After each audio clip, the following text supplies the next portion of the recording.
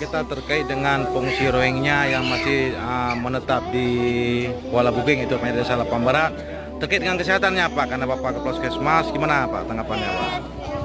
Pertama kami tadi ada informasi satu ada yang hamil 7 bulan. Insya Allah kalau memang perlu tentang kesehatannya untuk pemeriksaan kami siap.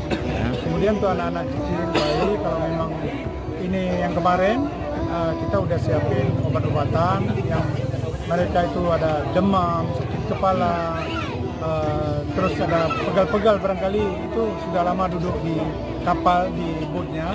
Yang dengan jumlah boatnya itu tidak sesuai dengan karakter boat yang dia miliki.